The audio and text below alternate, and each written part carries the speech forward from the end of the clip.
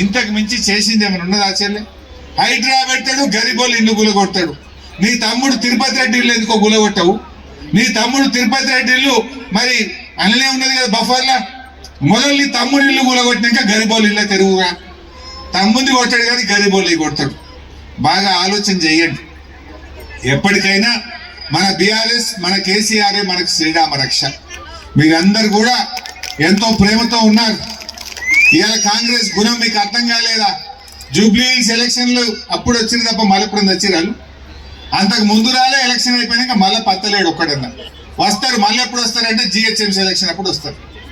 కానీ BRS party ఇక్కడే మీ అందరికి పట్టాలు ఇచ్చి ఒక్క రూపాయి కూడా తీసుకోకుండా భోజనం పెట్టి మీకు ఇండ్లు ఇచ్చింది బీఆర్ఎస్ పార్టీ, మన కేసీఆర్.